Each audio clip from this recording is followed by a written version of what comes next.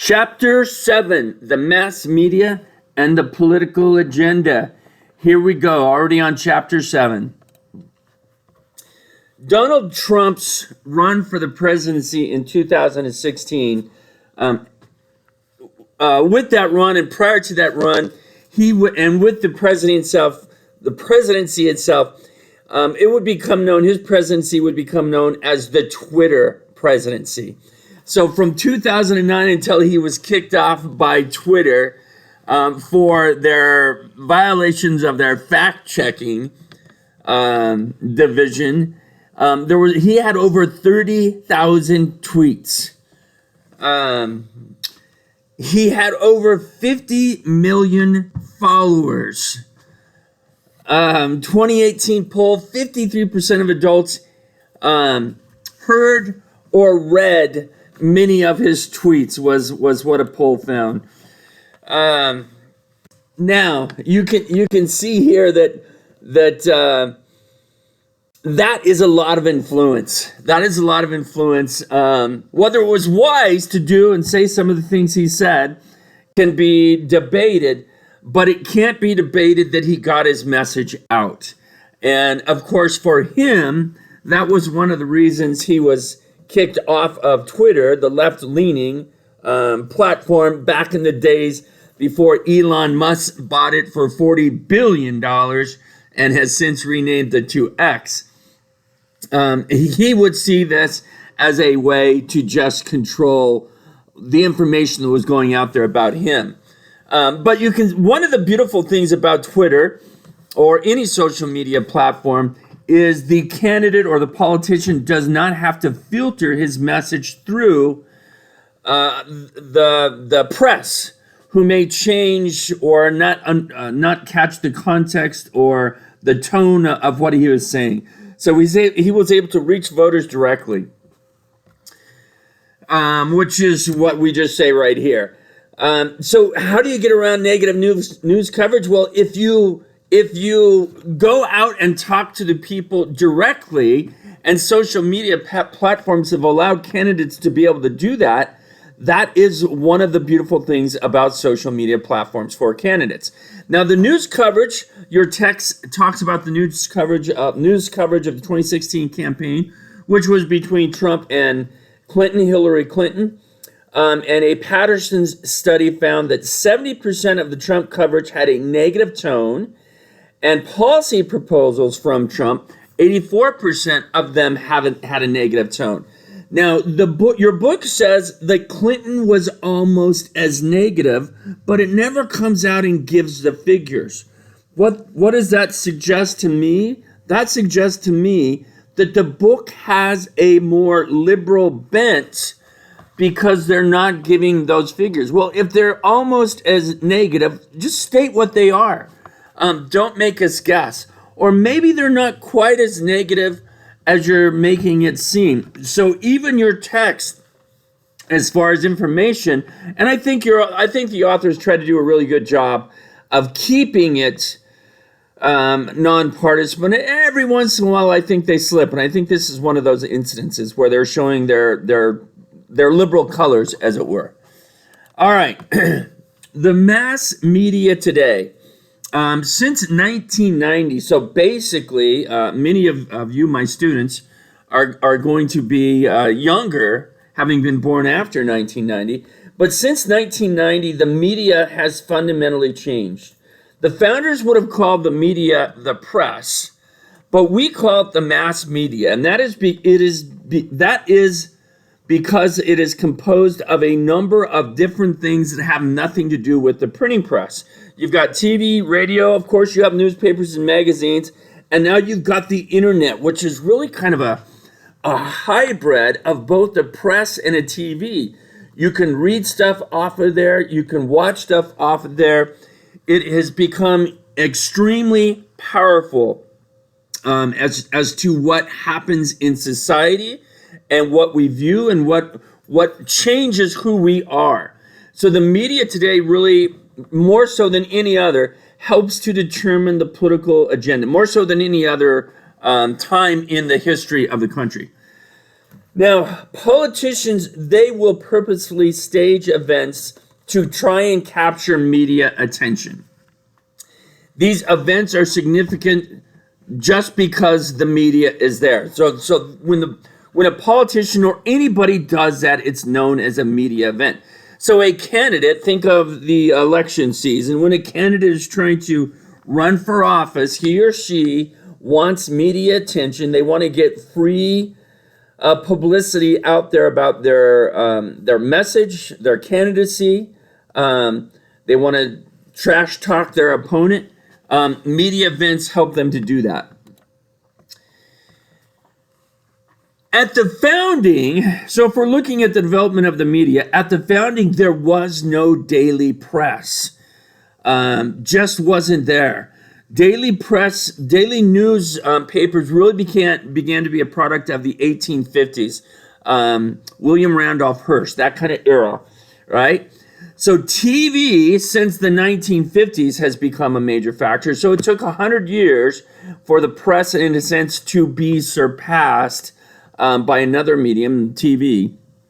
And there was initially, even with the press and with the media, this reluctance of politicians to accept it for what it was and they saw it more of a watchdog on them. So here's Herbert Hoover, President of the United States when the Great Depression begins. This is what he says. I find it really interesting. The President of the United States will not stand and be questioned like a chicken thief by men whose names he does not even know. Very interesting. So this reluctance to embrace the media or the press in those days. So that would have been before 1950, and that's how he saw it. Just they were checking up on him, and they were checking up on him. But FDR comes along, Franklin Delano Roosevelt comes along, who was elected after Hoover, and he goes at this differently. He decides that he's going to use the media as a potential ally, or that's how he's going to view it. So he decided that he would give 2 press conferences every week. So in the 12 plus years, he was there almost 13 years in office before he died. He gave 2 press conferences a week for 1,000 press conferences, a little more. When he didn't want the media to cover something, he would use wrath. But his wrath was rarely in votes. So he would also chastise reporters who he felt had portrayed him or his policies inaccurately. And because of the way he handled them, the press was very deferential, meaning they deferred to him and respected him. So much so that at the time of his presidency, they never reported that he was in a wheelchair. He had suffered polio as a child. It had robbed him of his ability to walk. And this was the FDR that many Americans did not know because the press just deferred to him. They didn't think the public needed to know that he was in a wheelchair. And so many Americans, when they voted for him, never knew this.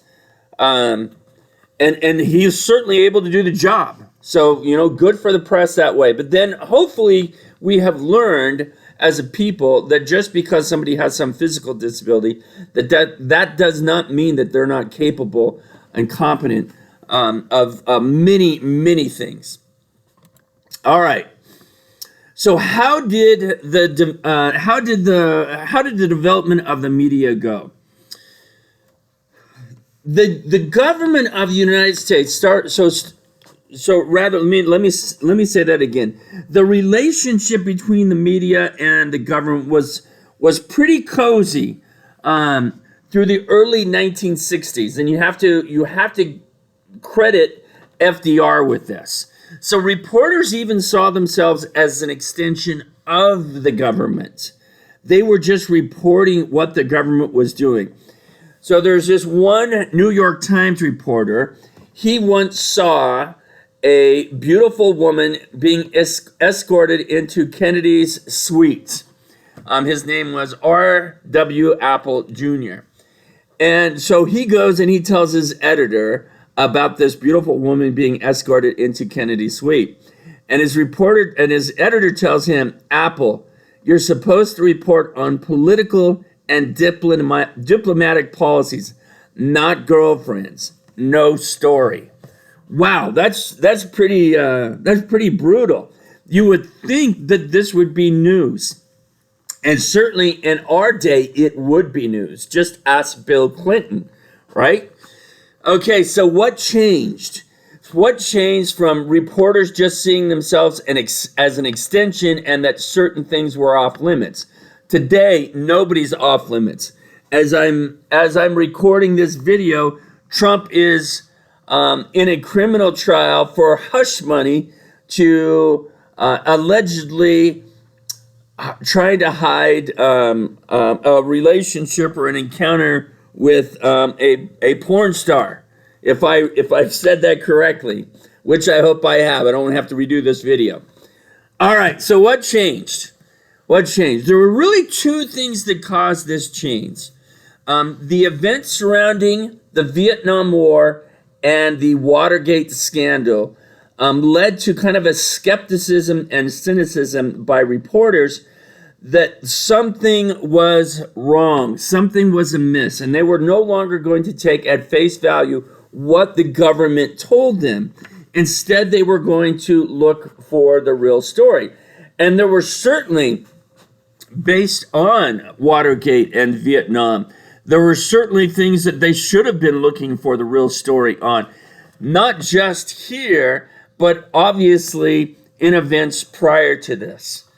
So this kind of turned into investigative journalism, this kind of in-depth reporting to uncover scandals, scams, schemes. And at times this put reporters and the press in an adversarial relationship with political leaders. Trump saw much of the press as he criticized it as fake news. So you see this adversarial relationship.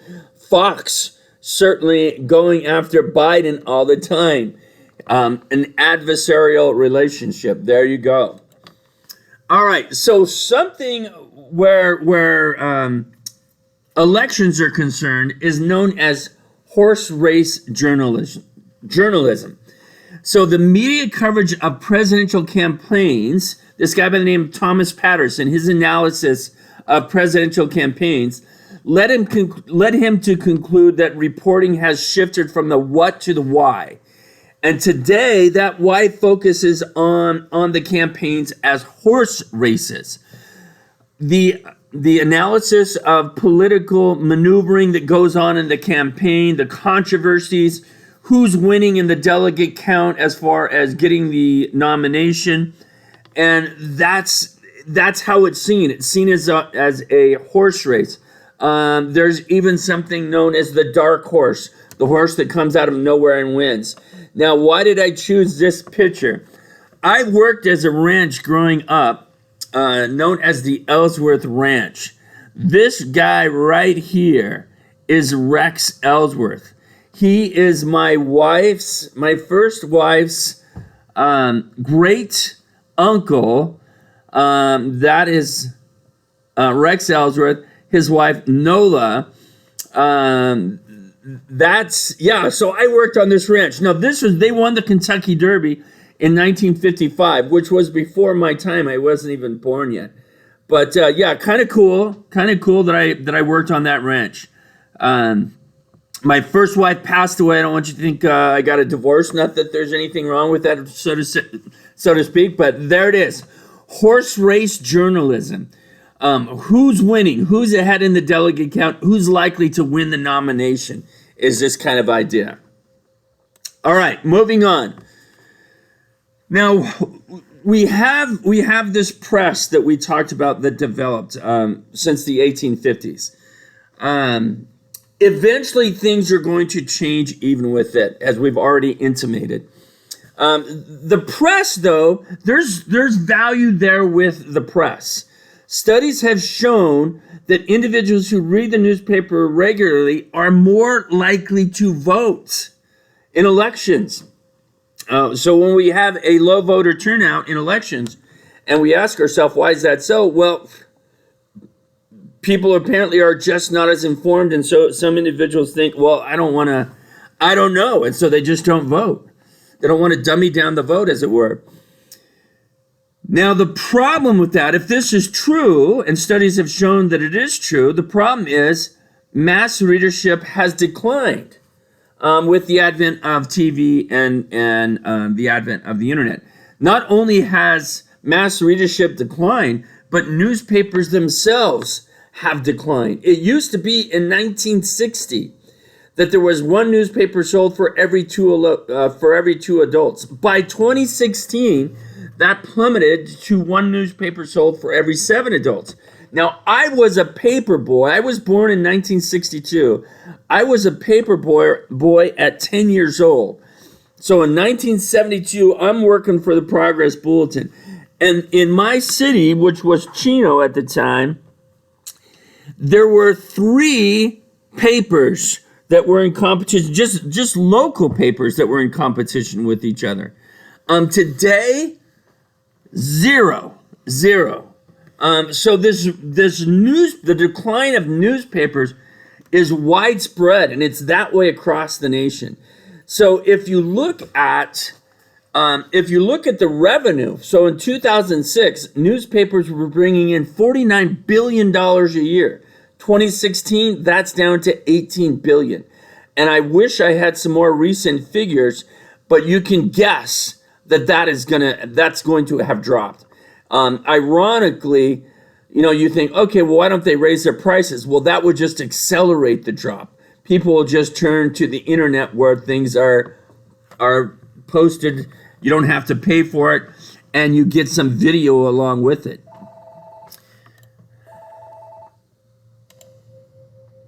All right, with the emergence of radio and TV, some problems soon became apparent. So radio and TV historically used airwaves. And the problem that became apparent was there were stations that had overlapping use of the same frequency. And so because of that, so it used to be that TV is free, or excuse me, radio is still free. Much of radio is still free. But TV always used to be free as well. That's because it just went over the air, and TV advertisements paid for the show, so to speak. We were the consumer. We were the product of just watching, and that's how these stations got their money, was selling ad. So Congress in 1934, to deal with that overlapping of frequency, created the Federal Communications Commission, or the FCC, and its job was to regulate the use of the airwaves. And so the FCC came up with a number of regulations, and it changed with time, but these were the kind of the initial thing. So to prevent near monopolies, a broadcaster couldn't control more than 35% of a broadcast market. So if you go, and this has had an historical remnant of what these early FCC regulations. You go, for instance, to San Diego, and you find that Channel 7 is not necessarily Channel 7. There's a different group of news stations on that with different people. That is a vestige of what happened here with the early FCC regulations. So broadcaster couldn't control more than 35% of the broadcast market. License requirements, the license requirements of the FCC allowed it to exert influence to make sure a broadcaster served the public interest. So these are public airwaves. Not everybody can use them because they overlap, and so the thinking was it should serve the public interest. And so in order to be able to use these airwaves, the FCC required broadcasters have a license. And in that licensing process, they could ensure or attempt to ensure that they serve the public interest. If they didn't, it was possible that the license could be withheld, and that, of course, would mean the end of their business. Also, the FCC required the equal time rule. What this meant was if a broadcaster sold time to one candidate, that the broadcaster had to be willing to sell to the other candidate at the same price. So you can see here that there were some regulations that were put into place to use these airwaves. Now, what happened was, in the development of the media, what happened was we would move from broadcaster using the airwaves to cable. And but the first major networks were ABC, NBC, and CBS. When I was a kid growing up, again, born in 1962, there were about 6 stations. There was a dial on the TV, and there was about 6 stations that you could watch. ABC was channel 7, CBS was channel 2, and I think NBC was channel 4. And that's how it was done. They were called broadcasters because their signals were being broadcast. But then in the late 1980s, early 1990s, you get this move to cable. And with this move to cable, what happens is you get the TV market segmentation begins to take place. Something known as narrowcasting. So these cable stations realized that at the time they were never going to be able to compete with ABC, NBC, and CBS. But if they could carve out a niche for themselves, they might be able to compete. And so what you had was you have this narrowcasting going on where people are carving themselves out niches. And so you have C-SPAN, congressional TV, CNN, Fox, ESPN, that really began to cut into the market. And so now this narrowcasting has significantly affected media usage patterns. Young adults are less likely than other groups to read newspapers or watch broadcast media as news source informations because they've grown up with this. They're used to the narrowcasting. That's what they want. They want to go in and focus in on what they want. So because of that, young adults offer what politicians call infotainment type of shows, where they offer some political news, but they do it in an entertaining way. So infotainment has really impacted the depth and breadth of political coverage in the news. Now, there are some problems with narrowcasting. Only 11% of time was taken up with written and edited stories. A lot of it is just talking heads, talking online. It's not that they don't do any preparation, but it seems like it's almost ad-libbed. So there's not the in-depth reporting. There's not the broad reporting on a number of issues that are important for the United States. It's more narrow and more focused. And the stories are repeated frequently, usually without much important information. So if you've been watching information on the investigation into the Biden family for with Hunter Biden, what he's this influence peddling. If you've seen this, it's likely been on Fox News, and what you've seen is not much changes from day to day, and so they just repeat the same stories. You can remain abreast watching it every 2 weeks, and the same for CNN. Now, obviously, when certain things happen, like when Iran attacked Israel with these 300 cruise missiles, or missiles and drones, rather, not cruise missiles. And when Hamas attacked Israel on October 7th, surely, yes, they cover those. They cover those. But even those, after a while, it's just the same thing over and over again.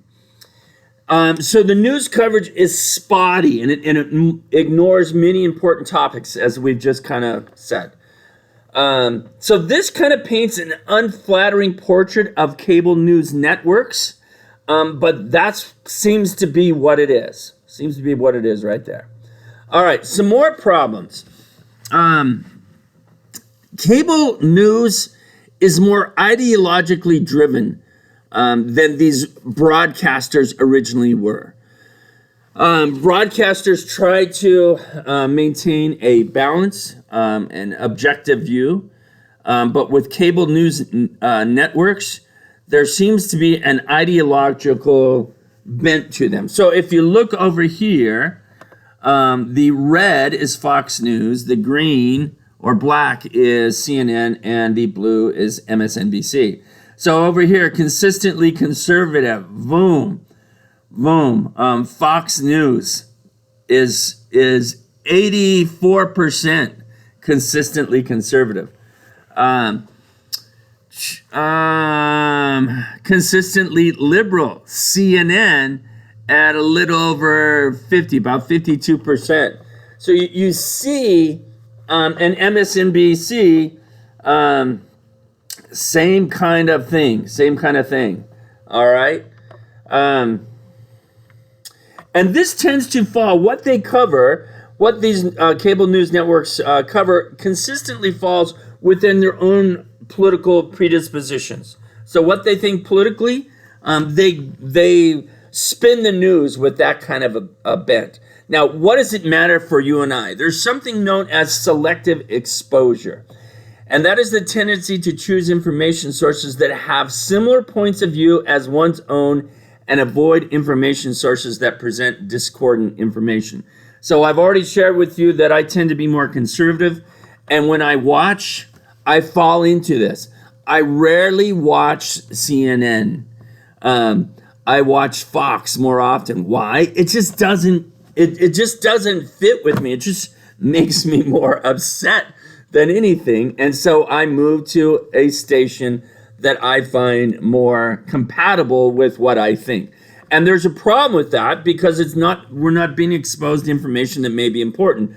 The other problem is are the way that the news outlets spin it. Maybe they're not being honest, and there's a little disingenuousness going on there that alters our view of what is reality. The U.S. has private control of the media. It didn't have to be that way. For instance, in Canada, Canadian Broadcasting there, and Great Britain, the BBC, the British Broadcasting, they're owned, state-owned. China, not a democracy. TV is government controlled. And in China, you'd bet that they're very careful to avoid criticism of the government. Even if they did, it's probably going to get cut out by censors, and then they're put on the list from the government bureaucrats that, hey, maybe this guy needs to go.